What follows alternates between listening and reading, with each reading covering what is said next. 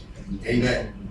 The church has the authority to understand, to canon from Greek into English was instructed. Actually, the first English version of the Bible, Title, the word church never existed.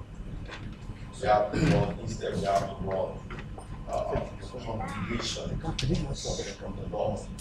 Femiana, don't start streaming. But church never existed. Whereas King James, the church was used a lot of times. So they in this case of 3 occasions that the word ecclesia was not translated in the word church. So, but we saw all that, I not going to all that, probably I will not deal with this today. We saw all that last week.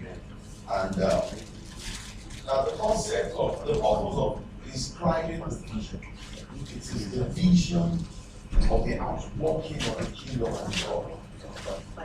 You see, and that's what our whole walk in the Spirit is all about. Our walk in the Spirit is the means by which the Lord has the Lord communicates with us and reveal himself to us. He is imprinting in our hearts the outworking of his kingdom in the earth. So it's a description that captures the whole essence of our walk with God and relationship with Spirit. It is simply walking out his will in the earth. Praise God.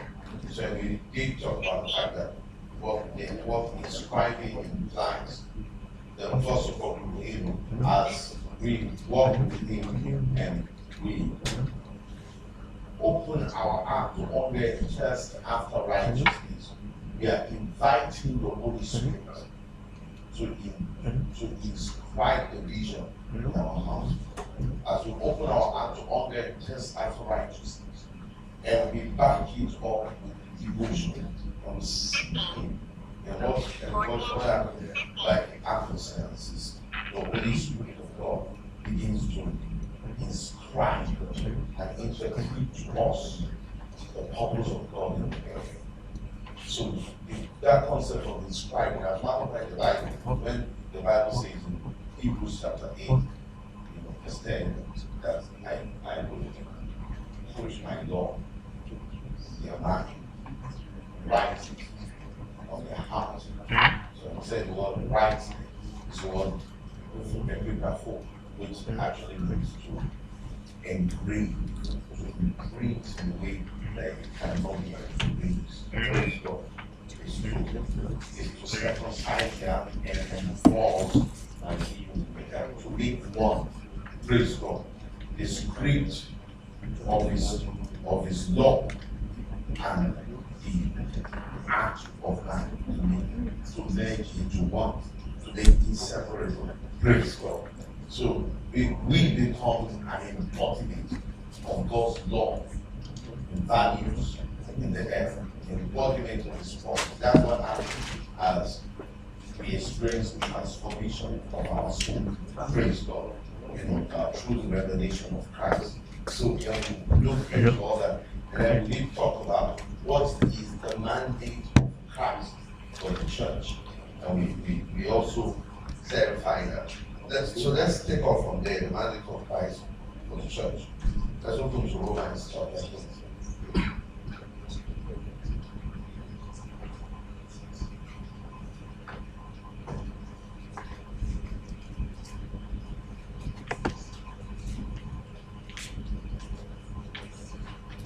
Romans 8, we read verse 28 and 29.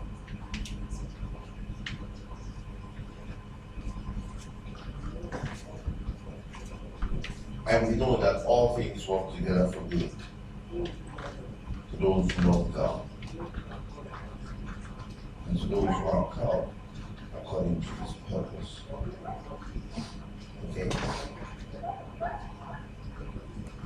Amen. Amen.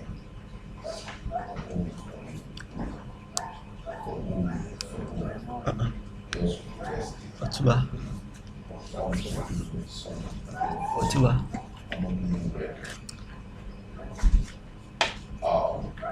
We can see from God's word that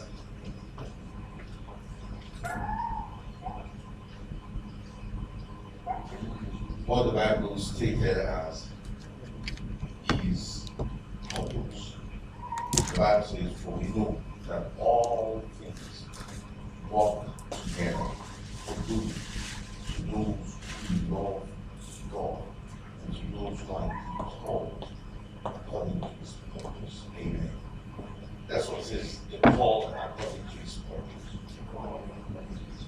So the Bible is saying all things work together for good. All things work together for good to those who love God. To those who are then called according to his purpose. Now, what that simply means is that those who love God, God's sovereignty will take over entirely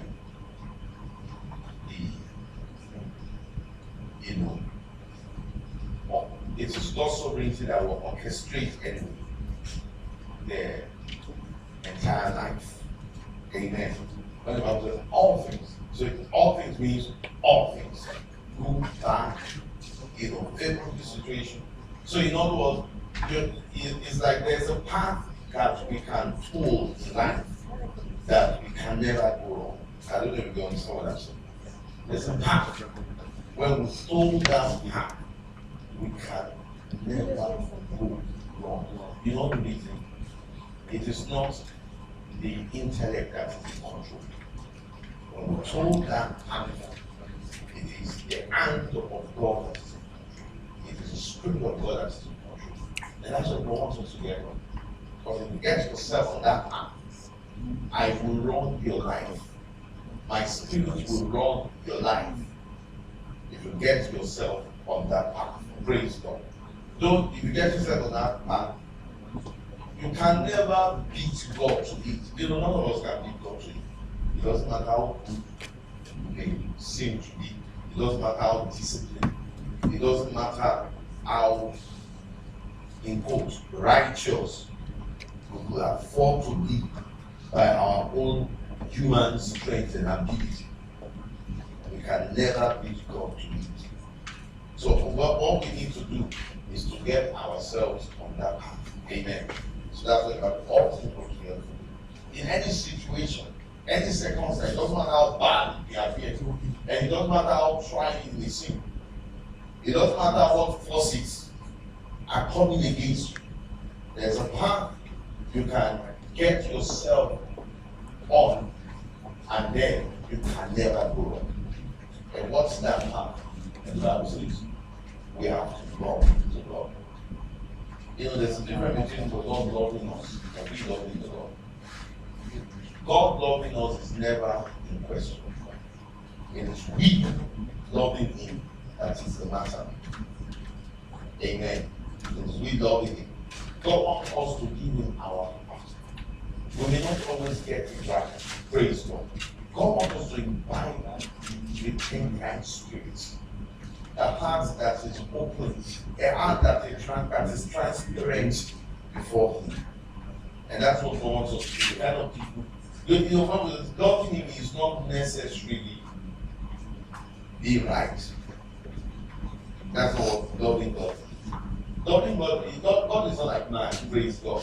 Do you know God does not judge by actions? Neither does He judge by words. How does He judge? So what God sits at the table say, God say, just be careful. God is saying, just be transparent. God is saying, I want your intention to be right. You may not get it right, but I want your intention.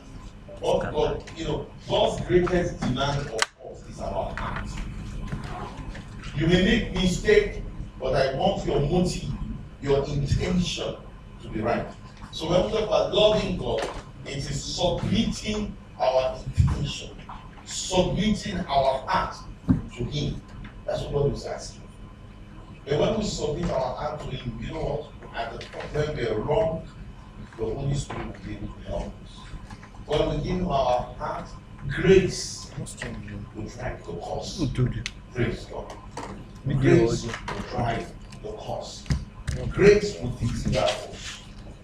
Grace will fine-tune our actions where our actions are off, are not in order.